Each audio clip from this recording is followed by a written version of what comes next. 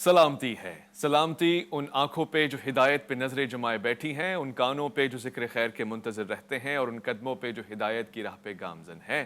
السلام علیکم ورحمۃ اللہ وبرکاتہ۔ تمام تعریفیں خدائے بزرگ برتر کے لیے جو وحد اللہ شریک ہے، نہ کوئی ثانی نہ کوئی ہمسر۔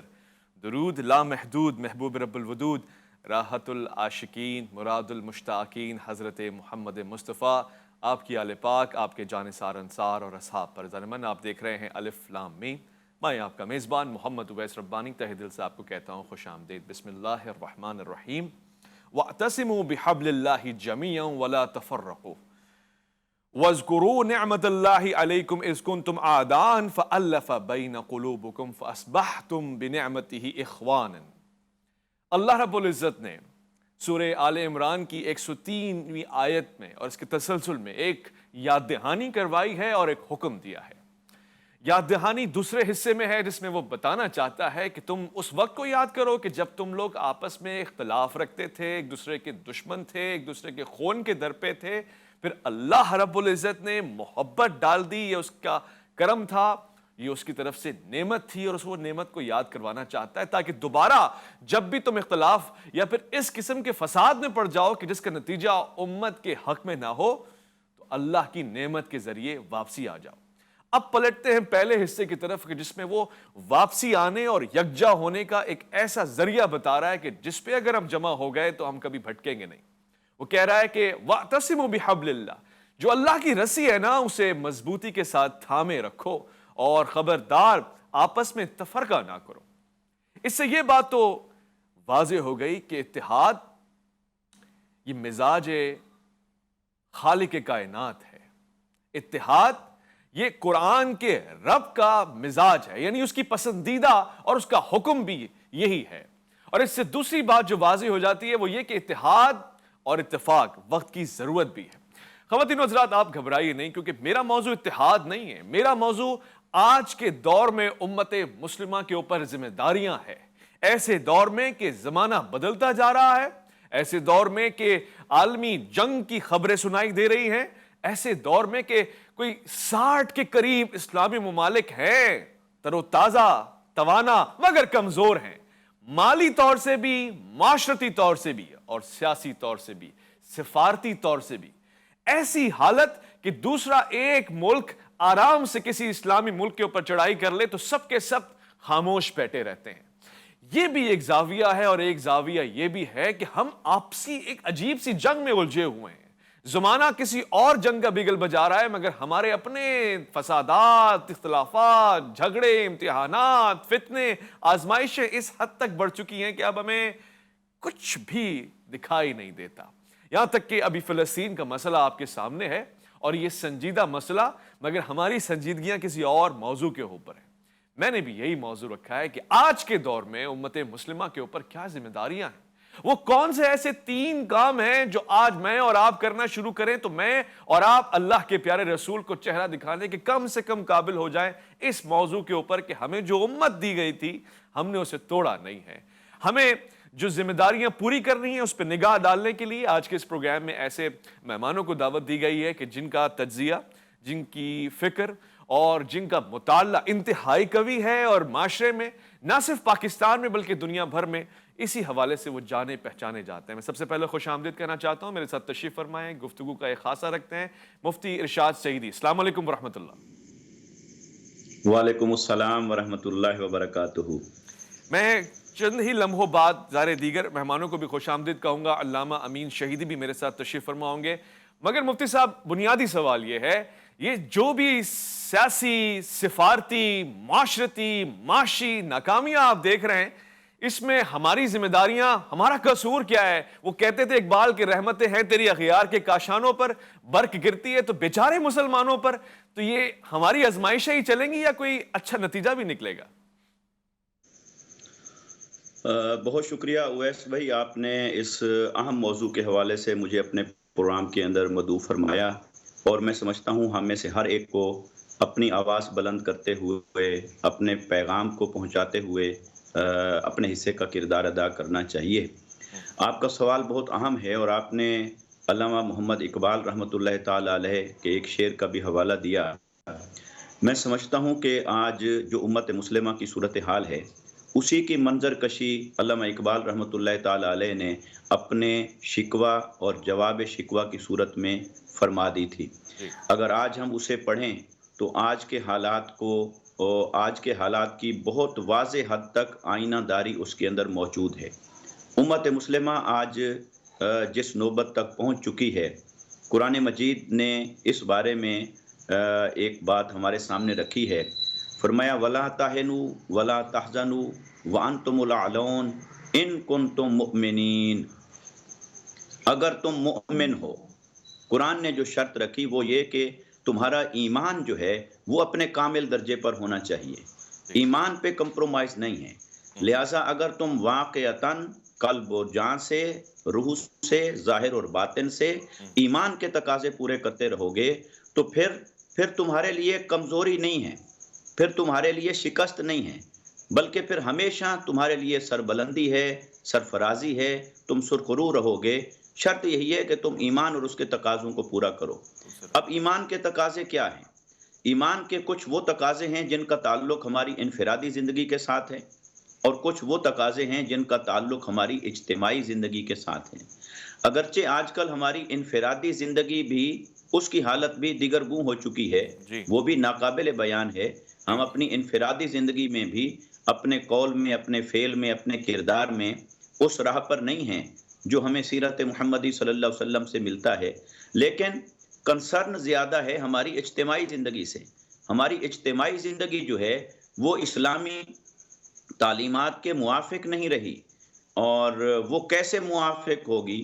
وہ یوں ہوگی کہ سب سے پہلی چیز تو کہ ہم آپس میں دست و گریباں ہونے کی بجائے اسلام کی حمیت، اسلام کی غیرت، اسلام کے تشخص اور اسلام کی علامت کو اور اس کی عظمت کو، اس کا جھنڈا سر بلند کرتے ہوئے ہمیں متحد ہو کر کھڑے ہونا ہوگا، سینہ سپر بننا ہوگا۔ ورنہ تو علامہ اقبال رحمۃ اللہ تعالی علیہ نے یہ بھی نتیجے کی نشاندہی فرما دی تھی کہ ہے جرم ضعیفی کی سزا مرگ مرگ مفاجات۔ مفاجات۔ لہٰذا امت مسلمہ کو اپنی حیات اجتماعیت کو بہتر کرنے کی ضرورت ہے۔ امت مسلمہ کو اپنے امت کے تشخص کو اجاگر کرنے کی ضرورت ہے۔ اور ہاں آج ہم جو ٹکڑوں میں بٹے ہوئے ہیں، اور 57 اسلامی ریاستیں ہونے کے باوجود اسلام پردیسی ہے اور امت مسلمہ مظلوم ہے۔ ہم، اس میں ایک حدیث پاک کی طرف اشارہ کرتا ہوں، اور وہ یہ کہ آقا علیہ السلام نے فرمایا دور فتن کی علامات میں، اور یہ روایت بخاری اور مسلم دونوں میں موجود ہے، اور اس کو حضرت ثوبان رضی اللہ تعالیٰ عنہ نے روایت فرمایا کہ آقا علیہ السلام نے فرمایا کہ ایک وقت آئے گا کہ جب تم پر اہل کفر ٹوٹ پڑیں گے، اور وہ ایسا ٹوٹ پڑیں گے کہ تمہارے اندر مقابلے کی کوئی سکت باقی نہ ہوگی، اور وہ نوچ کھائیں گے تمہاری ہڈیوں تک بھی۔ تو صحابہ نے عرض کی کہ یا رسول اللہ صلی اللہ علیہ وسلم، کیا اس وقت ہماری تعداد کم ہوگی؟ ہم، آپ نے فرمایا نہیں، تمہارے اندر وہن پھیل جائے گا۔ تو صحابہ نے عرض کی مل وہن یا رسول اللہ، ہم، وہ وہن کیا ہے جو پھیل جائے گا امت مسلمہ کے اندر، اور اس کے نتیجے میں کفر ہمارے اوپر ٹوٹ پڑے گا، اور مسلمان تعداد میں کثیر ہونے کے باوجود بھی وہ شکست و ریخت کا شکار ہوں گے جی اور زوال کا شکار ہوں گے۔ تو حضور نبی اکرم صلی اللہ علیہ وسلم نے ارشاد فرمایا وہ ہے موت کا ڈر، وہ ہے دنیا کی محبت۔ ہم، تو لہٰذا موت کا ڈر جب پیدا ہو جائے مومن کے دل میں، اور دنیا کی محبت اس کی جگہ پر پیدا ہو جائے، تو پھر یہ وہ چیز ہے کہ فرمایا تمہاری تعداد کثیر ہوگی لیکن وہ جھاگ کی مانند ہوگی، وجہ جھاگ فرمایا۔ کے اندر کوئی ریزسٹنس نہیں ہوتی۔ لہٰذا تمہاری حیثیت بھی وہی ہو جائے گی کہ نظر آنے میں تم کثیر ہوگے، مگر تمہارے اندر باطل کے سامنے مزاحمت کرنے کی، قوت مدافعت کی کوئی رمق باقی نہیں رہے گی۔ آج ہم اسی کا نقشہ دیکھتے ہیں امت مسلمہ کے اندر، یہی وجہ ہے کہ ہم کمزور ہیں۔ تو میں اپنے جواب کو سمیٹتا ہوں اس جملے میں کہ آپ نے پوچھا کہ کیا وجوہات ہیں، تو وجہ یہی ہے کہ ہم ایمان کے تقاضوں پر پورا نہیں اتر رہے اپنی انفرادی اور اجتماعی زندگی میں۔ یہی وجہ ہے کہ آج امت مسلمہ یوں زوال کا شکار ہے اور مظلومیت کی آئینہ اور تصویر بنی ہوئی ہے۔ وجہ فرمایا آپ نے، لفظ جی لفظ سے اتفاق کروں گا۔ حضرت علامہ اقبال ہی فرما رہے ہیں کہ اپنی ملت پہ قیاس اقوام مغرب سے نہ کر خاص ہے ترکیب میں قوم رسول ہاشمی۔ میں 100% اتفاق کرتا ہوں، اور جس طرف آپ اشارہ کر رہے ہیں میں ایک ایک پہلو کو زوم کر کے دیکھوں تو مجھے یہی وجوہات نظر آتی ہیں۔ مثلاً یہی ہے کہ آج ہمیں مال کی چاہت ہے، آج ہمارے لیے وہ تمام اسباب جو ہمارے گھریلو زندگی سے جڑے ہوئے ہیں ہمیں روکتے ہیں جرأت مندانہ فیصلوں سے، اور پھر ہم دفاع بھی تو نہیں کر پا رہے، اپنے مقدسات کا دفاع نہیں کر پا رہے، اپنے عقائد کا دفاع نہیں کر پا رہے، اور پھر شاعر اللہ کا بھی دفاع نہیں کر پا رہے۔ آج ہم دیکھ رہے ہیں کہ ہم مزید بجائے بہتری کی طرف جائیں، تنزلی کی طرف ہمارا سفر جاری و ساری ہے۔ اللہ تعالیٰ نے قرآن کریم میں فرما دیا، اور یہ ایک حقیقت ہے کہ یہ جو سارا سلسلہ ہے، فرمایا گیا نا کہ اللہ تعالیٰ خالق ہے آسمان اور زمین کا، اور وہی ہے جس نے پیدا فرمایا ہے ان صورتوں کو۔ لیکن اگر ان صورتوں کو یہ احساس نہ ہو کہ اس نے چہرہ دکھانا ہے، اللہ رب العزت کی بارگاہ میں جانا ہے، اور پھر ہمیں اسی کی طرف جانا ہے جو کہتا ہے کہ الیہ المصیر، تو پھر ہمارے لیے ایک ہوش ربا لمحہ ہے۔ میں نے پروگرام میں علامہ امین شہیدی صاحب کی طرف بھی آنا ہے، گفتگو ان کے ساتھ بھی ہوگی۔ خواتین و حضرات، میں اس وقت جاری ہوں ایک وقفے کی جانب، جب میں وقفے کے بعد لوٹ کر آؤں گا تو آپ سے بات ہوگی۔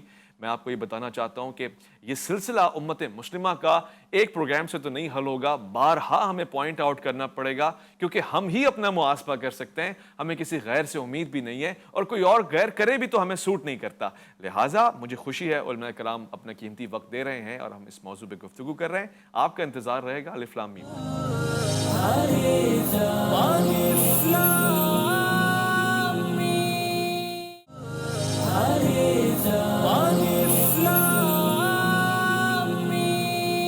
خوش آمدید۔ بسم اللہ الرحمن الرحیم۔ فَأَمَّا الَّذِينَ آمَنُوا بِاللَّهِ وَاعْتَصَمُوا بِهِ فَسَيُدْخِلُهُمْ فِي رَحْمَتِهِ مِنْهُ وَفَضْلٍ وَيَهْدِيهِمْ إِلَيْهِ صِرَاطٍ مستقیم۔ اللہ رب العزت کا واضح فرمان ہے کہ جو بھی اللہ پہ ایمان لائے اور اس کے بعد اس کی رسی کو تھامے رکھے مضبوطی کے ساتھ، یعنی قائم رہے اللہ کے بھیجے ہوئے ایمان کے عقائد کے اوپر، اور اللہ تعالیٰ اس کو داخل فرماتا ہے رحمتوں کے سائے میں، اپنے فضل میں، اور یہی ہے اس کا طریقہ کار، وہ ہدایت فرماتا ہے صراط مستقیم کی جانب۔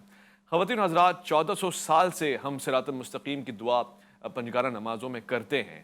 ابھی بھی اگر ہم صراط مستقیم پہ نہیں آئے اور اللہ کا لطف اور فضل و کرم ہم پہ نہیں سایہ کیا ہوا ہے، تو پھر کیا وجوہات ہیں؟ کس چیز سے ہم دور ہیں؟ یا ایمان میں کمی ہے، یا پھر اس کی رسی کو ہم نے مضبوطی سے تھاما نہیں ہے۔ یہ میرے پاس ایک تحریک، بلکہ ایک سمجھ لے کہ ایک مطالعہ اور گہرا فلسفہ ہے، مختصراً یہ کہ 57 اسلامی ممالک اس وقت ہیں دنیا بھر میں، جن کے پاس کم و بیش دنیا کا 70% سے زائد تیل ہے۔ خود ان کی آبادی 2 ارب سے زیادہ ہو گئی ہے، اس کے باوجود کمزور نظر آ رہے ہیں۔ اور جب ہم دیکھتے ہیں اس کو ایک امت کے پہلو میں، تو امت تو نظر ہی نہیں آ رہی کہیں بھی۔ یعنی اختلاف اپنی جگہ، مگر اب اس طرح سے نمایاں قسم کے اپنے اپنے بلاکس ہیں کہ ایک اسلامی ملک کے اوپر اگر چڑھائی ہو رہی ہے تو دوسرا کہہ رہا ہے کہ خوب بہتر، ہم ادھر سے راستہ بند کر دیں گے، بارڈر بند کر دیں گے، اور کھانا بھی نہیں دیں گے، اور ہمارے پاس ہجرت کرنے والے نہ آئیں۔ یعنی میں بات کر رہا ہوں مصر کی، کہ جہاں پہ یہ رفح بارڈر ہے اور روک رکھا ہے، میں گھوم پھر کے فلسطین کی طرف جا رہا ہوں، مگر میں کیا کروں، جب میں بات کرتا ہوں عالمی جائزے کی اور امت مسلمہ کی، تو مجھے بارہا یہی چیزیں نظر آتی ہیں۔ اس وقت پروگرام میں علامہ امین شہیدی صاحب تشریف فرمائے، میں ان کی طرف آتا ہوں اور یہ جاننا چاہتا ہوں، علامہ صاحب کیا وجوہات ہیں؟ 57 کے قریب اسلامی ممالک، 2 ارب سے زیادہ تعداد مسلمانوں کی دنیا بھر میں، اس کے باوجود ہم اشارے پہ چلنے والے اور اتنے محتاج ہیں کہ دفاع بھی نہیں کر پا رہے اپنے عقائد کا، شاعر کا۔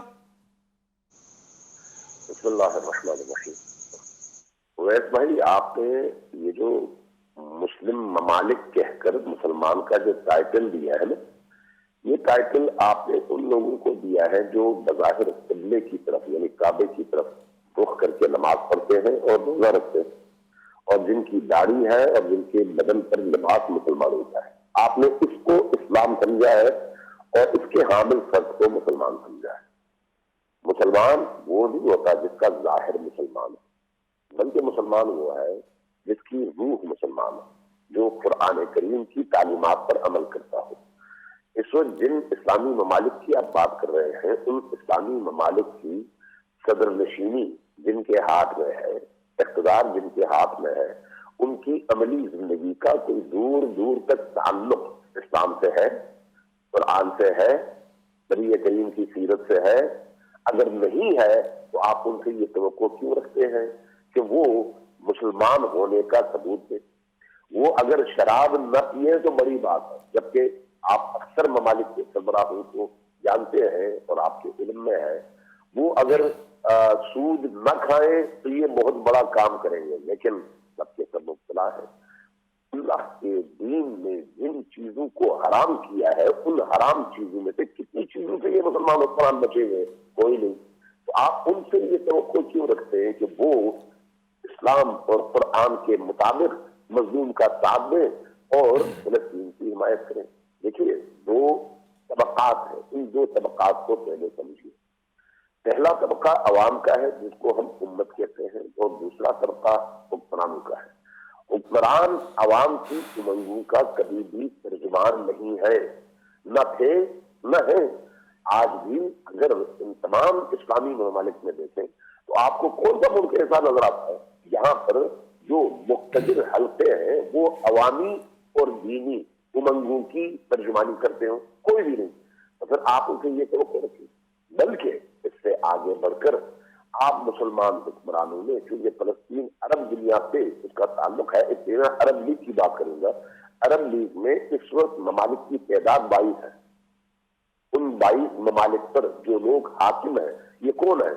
یہ وہ ہیں جنہوں نے یورپ، امریکہ، برطانیہ اور فرانس کی غلامی کے نتیجے میں اقتدار پایا ہے، لہذا ان کا اقتدار ان کی سب سے پہلی ترجیح ہے۔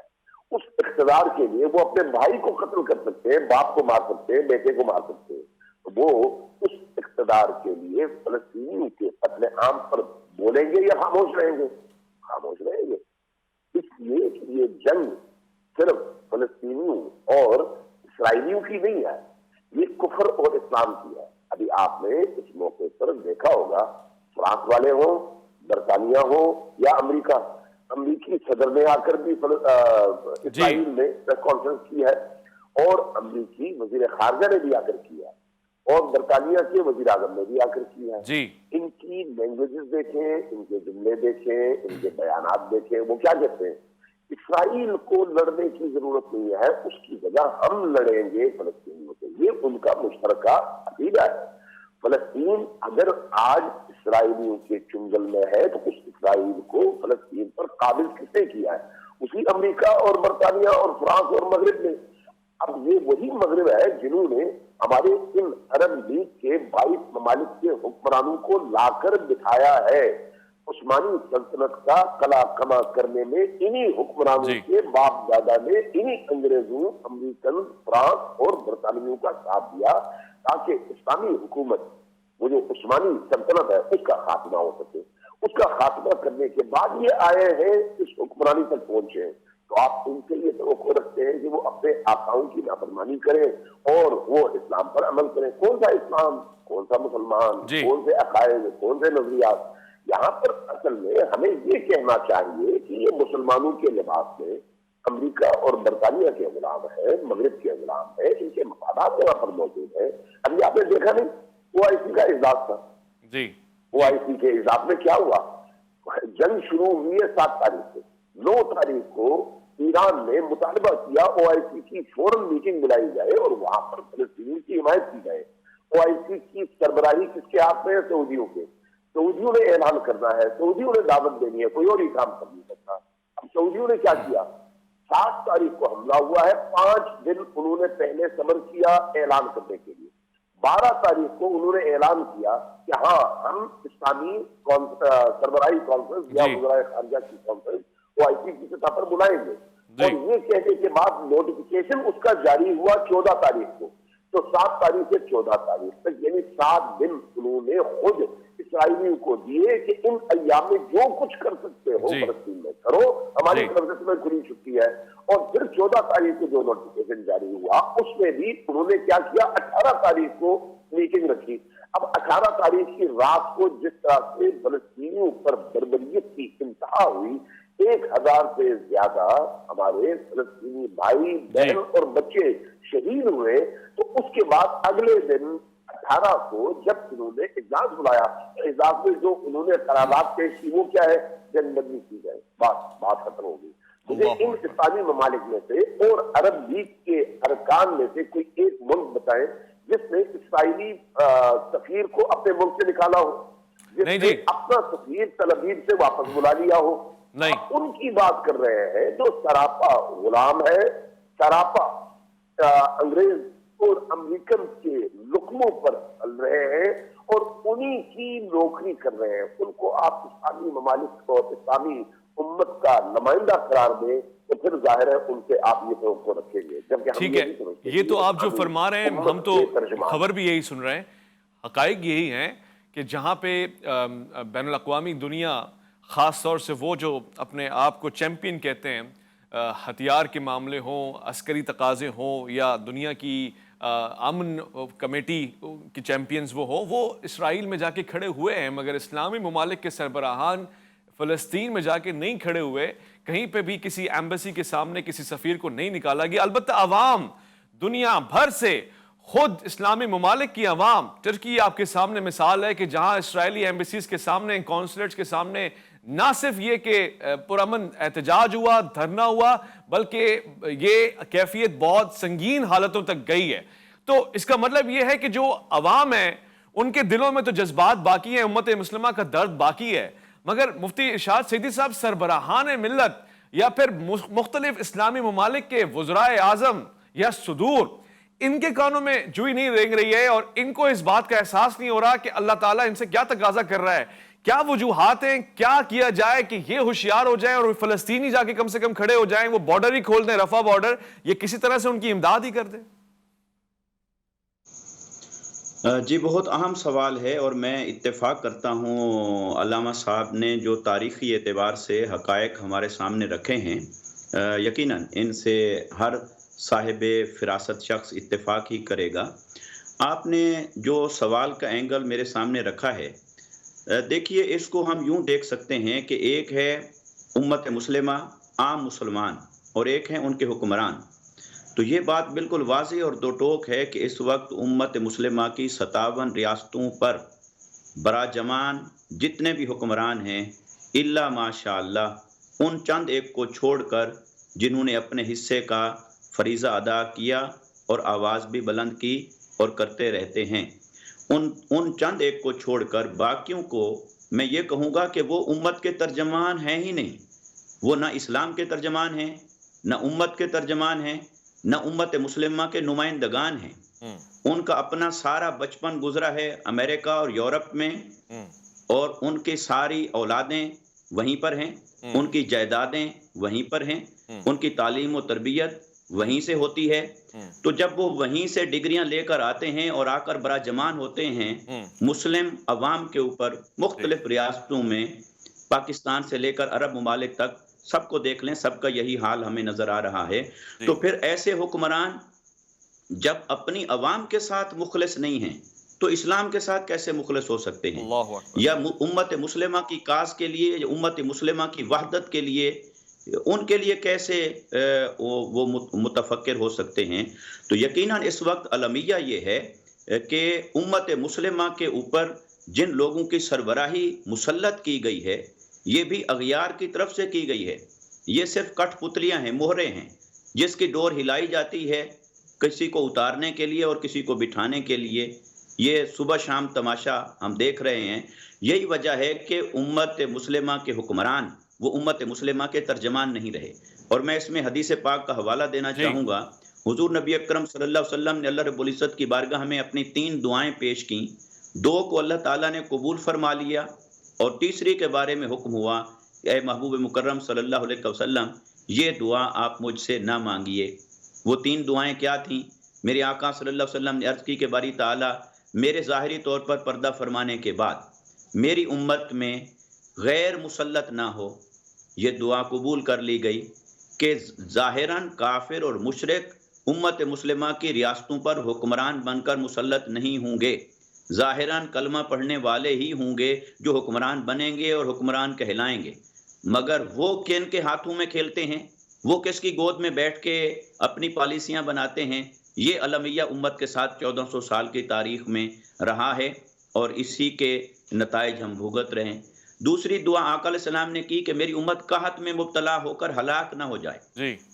یعنی معاشی طور پر ایسی نوبت نہ آئے کہ امت ہلاک ہو جائے. یہ دعا بھی قبول ہو گئی. اور آقا علیہ السلام نے تیسری دعا مانگی کہ میرے ظاہری طور پر پردہ فرمانے کے بعد جو آپ اپنے علم نبوت سے دیکھ رہے تھے کہ میری امت میں جو باہم دست و گریباں ہونے کا منظر نظر آ رہا ہے، قتل و غارت گری کا منظر نظر آ رہا ہے، وہ نہ ہو، تو اللہ رب العزت نے فرمایا کہ اے حبیب 2 چیزیں آپ کی قبول فرما لی، تیسری چیز یہ میں نے لکھ دی ہے، یہ ہو کر رہے گی۔ تو ہم دیکھتے ہیں کہ جو مسلم امت کے حکمران ہیں وہ ترجمانی ہی نہیں کر رہے امت مسلمہ کی، نہ اسلام کی، اور جیسا کہ علامہ صاحب نے فرمایا یقیناً ان کے فرمانے کا یہی مقصد تھا کہ ان کو ہم فتویٰ دے کر کافر تو نہیں کہہ سکتے چونکہ وہ ظاہراً کلمہ پڑھتے ہیں، لیکن ان کے اندر اسلام کی حمیت نہیں ہے، اسلام کی غیرت نہیں ہے۔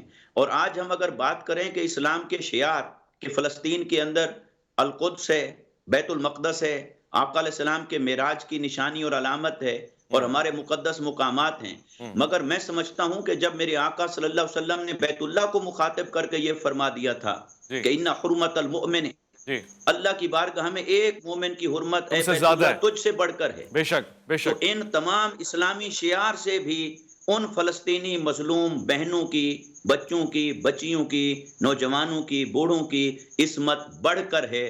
جب تک ہم ان کے لیے کھڑے نہیں ہوں گے تو اسلامی شعار کی بھی حفاظت مشکل ہے۔ بالکل بجا فرما رہے ہیں مفتی صاحب، آپ 1000 کے قریب بچے ایسے ہیں جو اسپتال کی آغوش میں ہی خواتین اور بچے ظاہر شہید ہو گئے فضائی بمباری سے جو اسرائیلی فوج کی جانب سے کی گئی ہے، اور اس کے باوجود ابھی کوئی 35 منٹ بھی نہیں ہوئے اس خبر کو کہ جس رفح بارڈر کی ہم بات کر رہے ہیں وہ اب 20 ٹرک وہاں پہ 3 دن سے کھڑے ہوئے تھے، تو اب شاید 1 ٹرک آیا ہے جس میں کچھ امداد ہے، جس میں پاکستان کی طرف سے بھی بھیجی گئی امداد ہے، تو 20 ٹرک، اور کہاں فلسطین کی آبادی اور یہ غزہ کی پٹی 45 کلومیٹر کی ایک مختصر وقفہ ہے، لوٹ کر آئیں گے۔ الف لام میم میں خواتین و حضرات ہم آپ کا انتظار کر رہے ہیں، اور یہاں پر بڑی دلچسپ گفتگو ہو رہی ہے امت مسلمہ کے حوالے سے۔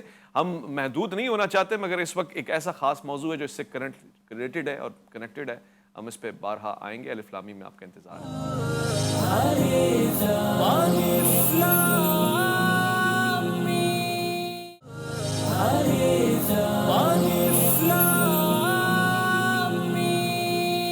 خواتین حضرات خوش آمدید میں آپ سے کہوں گا، اللہ رب العزت نے بارہا حکم فرمایا کہ تھکو نہیں، ہمت نہ ہارو، بلکہ خود بھی سلو کی بات نہ کرو تاکہ تم کمزور نظر نہ آؤ، مگر یہاں پر تو بات جھکنے تک اور خاموش رہنے تک اور سکوت طاری رکھنے تک آ گئی ہے۔ اس وقت امت مسلمہ مختلف جائزوں سے اگر دیکھی جائے تو کوئی ایسی چیز نہیں ہے کہ جس بلا میں ہم گھرے ہوئے نہ ہو۔ مفتی صاحب نے فرمایا وہن، یہ بالکل ایک حق بات ہے، مگر آپ دیکھیے نا کہ ہماری ایمانی حالت، ہماری معاشرتی حالت، ہماری اخلاقی حالت ایک سوالیہ نشان بنتی جا رہی ہے۔ کہاں کہاں پہ ہم ہیں جو اپنا مذاق بنانے کے لیے پیش ہو جاتے ہیں۔ اس وقت نہ صرف فلسطین تو ایک ایسا ایک تماچا ہے ہمارے اپنے چہروں پہ کہ جس کو شاید پڑھنے کے بعد ہمیں ہوشیار ہو جانا چاہیے، مگر کشمیر آپ کے سامنے، خود اسلامی ممالک کے اندر ایسی صورتحال ہے۔ مصر کی میں بات کرنا چاہتا ہوں، یہاں اسلامی ایک حکومت آئی اور اس کے بعد کہاں چلی گئی، کن لوگوں کے ہاتھ لگ گئی، نہیں کوئی معلوم ہوتا۔ آس پاس جتنے عرب ممالک آپ دیکھیے، یہ اگر فلسطین کا واقعہ نہ ہوتا تو ابھی تو بڑی یاریاں پڑ گئی تھیں، ابھی تو دوستیاں پڑ گئی تھیں، ابھی تو ساتھ بیٹھنا تھا۔ یہ تو شاید جھنجھوڑنے کے لیے ہے جو فلسطینی بچے اور خواتین اپنی جانوں کا نذرانہ پیش کر کر آپ کو بیدار کر رہے ہیں۔ بات علامہ امین شریف صاحب سے ہو رہی ہے، مفتی صاحب نے خوبصورت اضافہ فرمایا۔ علامہ صاحب، میں ایک جملہ ضرور لینا چاہتا ہوں، میرے پاس 2 بہت ہی مختصر سوال ہیں اور وقت بھی میرے پاس محدود ہے۔ ایک جو بہت سے معترض فرماتے ہیں کہ دیکھیے یہ جو بنی اسرائیل کی سرزمین ہے یا پھر یہ جو اسرائیلی ہیں، ان کو تو قرآن میں بھی حکم آیا ہے، ان کو تو افضلیت حاصل ہے، قرآن کہتا ہے کہ ہم نے ان کو عالمین پہ افضل رکھا ہے، تو کیا یہی لوگ اسی دہشت گردی، اسی جبر اور اسی بربریت کے ساتھ اس حاکمیت اور افضلیت کا اظہار فرما رہے ہیں؟ یہ کیا ماجرا ہے؟ دیکھیے، بنیادی طور پر جن آیات میں بنی اسرائیل کا تذکرہ ہے اس میں یہ بھی تذکرہ ہے کہ حضرت موسیٰ علیہ السلام کے دور میں جو بنی اسرائیل تھے وہ اپنے سابقہ امتوں پر فضیلت رکھتے تھے، لیکن انہوں نے اس دور میں بھی اللہ کی ناشکری کی، اس دور میں بھی اللہ کی نافرمانی کی، اس دور میں بھی چور دروازے تلاش کیے تاکہ اپنی خواہشات کے مطابق زندگی بسر کر سکے اور اللہ کی اطاعت کے فرار کے رستے ڈھونڈ سکے، یہ اس دور میں بھی انہوں نے کیا۔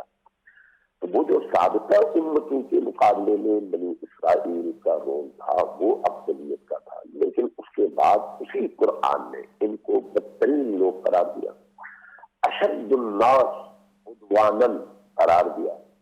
اسی قرآن کریم نے ان کے بارے میں یہ کہا، یہ انسانوں کے حوالے سے، مسلمانوں کے حوالے سے، اہل ایمان کے حوالے سے سب سے زیادہ قابل نفرت لوگ ہیں، جو ظلم کرتے ہیں، جو بربریت کرتے ہیں، جو اللہ کے دین میں انحراف کرتے ہیں، اللہ کی آیات کو تبدیل کر دیتے ہیں، جو ظالم ہیں، جو اللہ کے نافرمان ہیں۔ یہ ساری باتیں بھی اسی بنی اسرائیل کے اور انہی یہودیوں کے حوالے سے اسی قرآن کریم میں موجود ہے۔ لہذا ایک کسی اس طرح کی آیت کو جو ان کے سابقہ کردار کو بیان کرے، اس کی بنیاد پر آپ ان کے ان تمام عیوب اور ان تمام بیماریوں کو چھپا نہیں سکتے۔ ٹھیک ہے، دوسری بات، ابھی آپ ان کی تورات دیکھ لیں، تورات میں ابھی بھی میں ان کے ایک رڈی کی گفتگو سن رہا تھا، تو اس نے کہا کہ بھئی ہمیں چاہیے کہ ہم اپنے دشمن کے اس دودھ پیتے بچے کو بھی زندہ نہ چھوڑیں، بدترین انداز میں ان کا خاتمہ کریں۔ دو وجوہات کی بنیاد پر، ایک یہ کہ اللہ نے ہمیں برترین قوم بنایا، اور دوسرا یہ کہ اللہ نے ہمیں بہترین قوم بنا کر ہمیں جینے کا حق دیا ہے اور باقی انسانوں سے جینے کا حق واپس دیا ہے جی اور ہمیں یہ کہا ہے کہ آپ اپنے دشمن کے بچوں تک کو قتل کر کے ان کو صاف کر دیں۔ کیوں؟ اس لیے یہ بچے کل کو بڑے ہو کر آپ کے اتنے بڑے دشمن بنیں گے جتنے اس کے باپ بھی نہیں تھے۔ یہ ربیوں کا اب بھی قول ہے اور تورات سے اس کی آیتیں وہ پڑھ پڑھ کر سناتے ہیں۔ یہ وہ وحشی قوم ہے جس کی نگاہ میں اس کے علاوہ باقی تمام انسان جانوروں سے بدتر ہے۔ اس لیے آپ دیکھتے ہیں کہ اس وقت فلسطین میں جس طرح سے مظالم بچوں پر ڈائے گئے، جس طرح سے بچوں کا قتل عام کیا گیا، یہ اپنی تاریخ میں بالکل بے مثال ایسی کارکردگی ہے جو صرف اور صرف یہودیوں کے چہرے کا بدنما داغ ہے، کوئی اور ایسی جرت کر نہیں سکتا تھا۔ آپ ذرا دنیا کا دوغلا پن دیکھیں، آپ امریکیوں کا دوغلا پن دیکھیں، آپ انسانی حقوق کے ترجمان اداروں کے دوغلے پن کو دیکھیں، آپ مغربی دنیا کے دوغلے پن کو دیکھیں۔ وہ مغربی دنیا جو ایک کتے کے حق کے لیے ساری دنیا کے میڈیا کو سر پر اٹھاتا ہے، وہ مغربی دنیا جو ایک مگرمچھ کے حق کے لیے، سانپ کے حق کے لیے، کسی بندر کے حق کے لیے بولتا ہے، اس مغربی دنیا کی نگاہوں میں ان گزشتہ 12 سے 13 دنوں میں 1500 معصوم بچے 1500 معصوم بچے تباہ برباد اور قتل کر دیے گئے، ان کے جسم کے چیتڑے اڑا دیے گئے، ان کے معصوم بدنوں پر بموں اور فاسفورس بموں کا حملہ کیا گیا اور انہیں نابود کر دیا گیا۔ لیکن یہ جو انسانی حقوق کے ٹھیکیدار ہیں، یہ سب کے سب صرف اور صرف سمن مکمن امین، اندھے بہرے اور گونگے بندے، ایسے جیسے انہوں نے کچھ نہ دیکھا ہو۔ وجہ فرمایا آپ نے۔ میں اختتامی لمحات میں مفتی ارشاد سیدھی صاحب آپ کی طرف آتا ہوں۔ آ کر بیان دیتے ہیں تو بیان میں یہ کہتے ہیں کہ یہودیوں تمہیں کوئی فکر کرنے کی ضرورت نہیں ہے، ہم ہیں نا۔ تو اس کا مطلب یہ ہے کہ یہ ساری دنیا، یعنی مغربی دنیا، برطانیہ، امریکہ، اسی طرح سے فرانس، جرمنی، یورپ کی ساری یورپ کے ممالک، یہ سب مل کر اسرائیل کے ساتھ ایک ہی ہے اور ان کا سب سے بنیادی ہدف مسلمان اور معصوم بچوں کا قتل عام ہے۔ وجہ فرمایا آپ نے لامہ صاحب، مسلم کا امتحان ہے، امتحان ہے، واقعاً امتحان ہے۔ اور ایک اور بات جھنجھوڑنے والی یہ ہے کہ چین کی سرزمین پہ کھڑے ہو کے ولادیمیر پوتن جو رشیا کے صدر ہیں، انہوں نے تک دھمکی آمیز جملوں میں امریکہ کو للکار دیا کہ اگر یہ بحری بیڑے جو ایک چھوٹی سی 45 کلومیٹر کی پٹی کی اس کے اوپر بندش کرنے کے لیے علاقے کھڑے کر دیے تم نے، یہ مشرق وسطی کی صورتحال کو بگاڑ دیں گے اور تیسری عالمی جنگ کی طرف لے کے جائیں گے۔ لہٰذا انہوں نے بھی اپنی فوج کو، ایئر فورس کو حرکت دی، مگر اگر حرکت نہیں ہو رہی ہے تو اسلامی ممالک کی طرف سے نہیں ہو رہی ہے۔ 5 دن لگ رہے ہیں OIC کا اجلاس بلانے میں اور پھر اس کو نشر کرنے میں۔ مفتی صاحب، میں بس آخری لمحات میں آپ کی طرف چند ایک دقائق لینا چاہتا ہوں، بلکہ یوں کہوں گا کہ 3 ایسے نکات بتا دیجئے کہ جس پہ اگر امت عمل پیرا ہو جائے تو بہتری کی جانب ہم گامزن ہو جائیں۔ بہت شکریہ، وقت کم ہے اور آپ نے فرمایا کہ 3 باتیں میں عرض کر دوں۔ میری سمجھ میں جو 3 باتیں آتی ہیں، سب سے پہلے تو میں یہ عرض کرنا چاہوں گا کہ اس وقت جو امت مسلمہ کی عوام مختلف ممالک میں جو فلسطینی مظلوم بہنوں اور بھائیوں کے حق میں مظاہرے کر رہے ہیں، انہیں یہ عمل بھی یقیناً جاری رکھنا چاہیے، مگر انہیں چاہیے کہ اپنی اپنی ریاستوں میں ایسے حکمران لے کر آئیں جو کل کلاں امت مسلمہ کی ترجمانی کرنے والے ہوں۔ یہ سب سے بیسٹ سلوشن ہے کہ ہم بجائے اس کے کہ ہر سال، ہر مہینے اور ہر واقعہ کے بعد یہ احتجاج ریکارڈ کروائیں ان بہرے گونگے لوگوں کو کہ جنہیں ایک طرف کے انسانی حقوق نظر آتے ہیں اور کلمہ پڑھنے والوں کے انسانی حقوق نظر نہیں آتے، ٹھیک ہو گیا۔ اس کی بجائے امت مسلمہ کو چاہیے کہ اپنی اپنی ریاستوں میں غیرت مند حکمران لے کر آئیں۔ صحیح۔ دوسرا میں یہ عرض کرنا چاہوں گا کہ جب تک ہم موت کا ڈر اپنے دلوں سے نہ نکال لیں اور یہ نہ طے کر لیں کہ اللہ سے ملاقات کا ایک دن مقرر ہے، لہٰذا دنیاوی مفادات، منصب اور عہدے کے خوف سے حق کی آواز کو دبانے والے نہ بنیں بلکہ حق کی آواز کو بلند کرنے والے بنیں۔ اور تیسری بات میں یہ عرض کرنا چاہوں گا کہ مجھ سمیت ہمارے تمام سننے اور دیکھنے والوں کو اور پوری امت مسلمہ کو اپنی انفرادی زندگی کی بھی اصلاح کرنی چاہیے اور اپنی اجتماعی زندگی کو بھی اسلام کے تابع لانا چاہیے۔ تب تک امت مسلمہ کے مسائل کا کوئی حل نہیں ہے جب تک ادخلوا فی السلم کافہ، ہم اپنی زندگی کے تمام پہلوؤں کے مطابق پورے کے پورے دین میں داخل نہیں ہو جاتے۔ وجہ فرمایا آپ نے مفتی صاحب، میں آپ کا شکر گزار ہوں، اور علامہ امین شدی صاحب میں آپ کا شکر گزار ہوں۔ خواتین و حضرات، بے شک وَأَطِیعُوا اللَّهَ وَأَطِیعُوا الرَّسُولَ فَإِن خِفْتُمْ أَن تَوَلَّوْا، یہ بہت ہی حساس بات ہے، اس پر توجہ فرمائے گا۔ اللہ اور اس کے رسول کی اطاعت کرو، اور اس سے پہلے بھی اس نے یہ بارہا حکم دیا، وَاسْمَعُوا وَأَطِیعُوا، یہ بارہا جھنجھوڑنا کس بات کا ہے؟ دیکھیے میں آخری لمحات میں یہی کہنا چاہتا ہوں، توجہ دیجئے، اگر کچھ نہیں کر سکتے تو قرآن کے اوپر توجہ دے کے صرف اس جملے پہ غور کر لیجئے کہ جب وہ کہہ رہا ہے نا کہ جب تم آپس میں انتشار کی طرف آؤ تب بھی اللہ اور اس کے رسول کی طرف متوجہ ہو جاؤ، رجوع کرو، اور جب وہ کہہ رہا ہے کہ دشمن کے سامنے جب ہو تو پھر وہ علامہ اقبال نے کیا کہا تھا، ہو ہلکا ہے یاراں تو برے شرم کی طرح نرم، رزم حق و باطل ہو تو فولاد ہے مومن۔ یہاں مومن آپس میں فولاد بلکہ اس سے بھی زیادہ خطرناک ہو گیا ہے، اور جب بات دشمن کی آ رہی ہے تو پھر دھیما لہجہ، ایسا لگتا ہے کہ پھول کی پتیاں بکھر گئی ہیں۔ نہیں نہیں نہیں، مفتی صاحب نے بھی اور علامہ صاحب نے بھی اپنا حق ادا کیا، بڑی خوبصورت گفتگو رہی۔ جب آزمائش کی بات ہوئی مجھے بار بار وہ آیت یاد آئی کہ انما اموالکم و اولادکم فتنہ، یہ آزمائشیں تو ہیں، یہ مال، یہ اسباب، یہ اولاد، مگر اللہ ہے نا اس کے پاس اجر عظیم ہے، لہٰذا یہ یاد رکھیں کہ اسی کی طرف لوٹ کے جانا ہے اور پھر جواب لے کے جانا ہے، اس کی تیاری کرنی ہے۔ میں آپ تمام حضرات کا شکر گزار ہوں، امت مسلمہ اور پھر آج کے دور کے جدید تقاضے ہمارا موضوع رہا۔ میں محمد اویس ربانی آپ سے اجازت کے طلبگار ہوں، اپنا خیال رکھیں گے، آپ اپنے سے بڑھ کے خیال رکھیں گے ملک پاکستان کا، اللہ کے فرمان کا۔ اویس ربانی کو دیجیے گا اجازت۔